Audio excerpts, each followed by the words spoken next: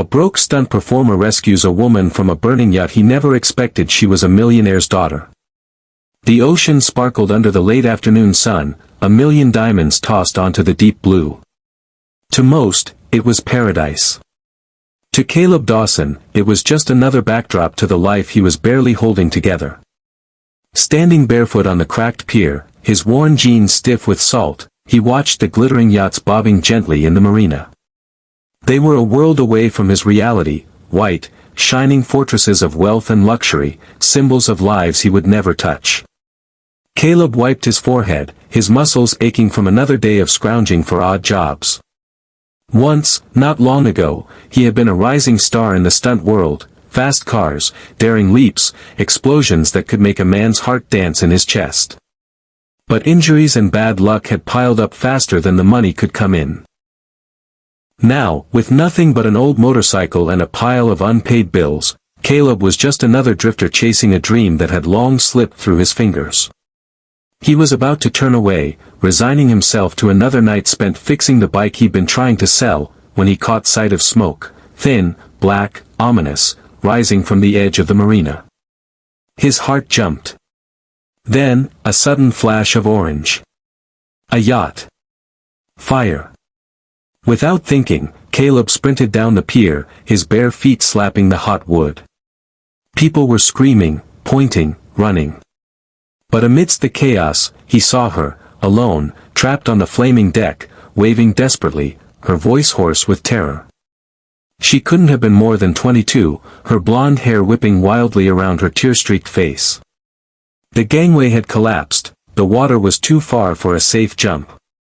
Flames licked closer, greedy. Caleb didn't hesitate. He yanked a dinghy free from its mooring, muscles screaming as he rowed furiously. Heat radiated from the inferno, searing his skin. He maneuvered alongside the burning vessel, calling out, "Jump! I'll catch you!" The woman hesitated, terror freezing her to the spot. "Trust me," he shouted, voice rough but certain. She jumped. The impact slammed Caleb back against the side of the dinghy, but he wrapped his arms around her, shielding her as they tumbled into the water.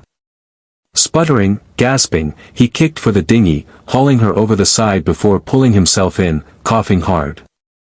They drifted away, the fire roaring behind them, the heat lessening with every desperate stroke Caleb gave the oars.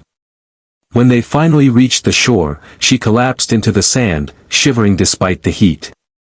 Caleb knelt beside her, chest heaving, checking for burns. Miraculously, she was only bruised and shaken. "Thank you," she whispered, clutching his hand as though it were a lifeline. Her blue eyes, wide and stunned, searched his face. Caleb smiled grimly. "You're okay now." Sirens wailed in the distance. Paramedics rushed toward them. Caleb stood, ready to slip away. He knew the drill. No insurance, no money, hospitals were the last place he needed to be. But before he could disappear, her hand seized his wrist with surprising strength. "Please. Don't go." He turned, meeting her gaze, seeing something in her expression that pinned him in place. Not pity. Gratitude. Raw and real. In the days that followed, the marina buzzed with talk of the mystery hero who had saved the millionaire's daughter from a fiery death. Caleb didn't pay attention. He was too busy trying to patch up his battered motorcycle, too used to life passing him by. It wasn't until 3 days later, when a sleek black car pulled up outside the rickety garage where he worked, that the past caught up with him. The door swung open, and out stepped the woman he had saved. She was different now, clean, composed, wearing a simple white dress that somehow made her look even more luminous. Caleb wiped his hands on a rag, heart thudding. "Hey, you're all right." "I'm better than all right," she said, her smile lighting up the dusty garage. "Thanks to you." He shrugged awkwardly. "Anyone would have done the same." "No," she said firmly. "They wouldn't have." Her name was Emily Whitmore, he learned. Daughter of Thomas Whitmore, the shipping magnate whose face appeared regularly on magazine covers and news reports. But Emily wasn't like the spoiled heiresses Caleb had sometimes glimpsed from afar. She spoke with a gentleness, a sincerity that felt almost foreign. "I've been looking for you," she said. "I want to thank you properly." "You already did." He turned back to his work, uncomfortable under her gaze. "Not enough." She hesitated, then blurted, "Come with me." Caleb blinked. "What?" "I'm serious. I owe you my life. And I think you owe yourself a little more than this." She gestured around the cluttered garage, the broken dreams, the stalled ambitions. Something in her voice, in her sheer conviction, made Caleb pause. An hour later, he found himself in the passenger seat of the black car, speeding toward downtown. Emily's world unfolded before him like a different planet: glass skyscrapers, doormen tipping their hats, opulent lobbies that smelled of fresh flowers and polished marble.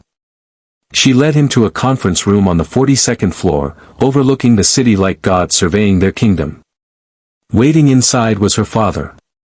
Thomas Whitmore was an imposing figure, silver-haired, sharp-eyed. But as he shook Caleb's hand, there was only warmth in his grasp. "My daughter tells me you saved her life," Thomas said. "For that, you have our eternal gratitude." "I didn't do it for thanks," Caleb said quietly.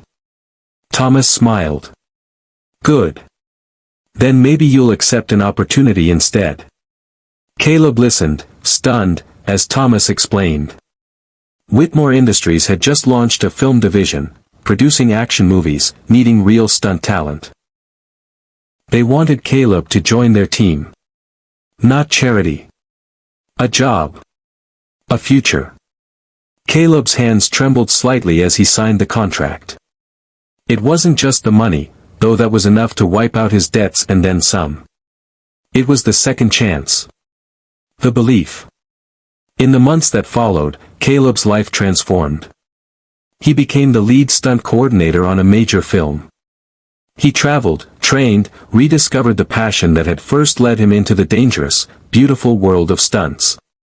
And through it all, Emily remained by his side, sometimes visiting sets, sometimes just texting encouragement when days were tough.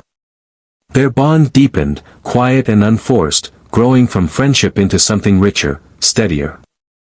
It wasn't the wild, explosive love of movies, it was something better.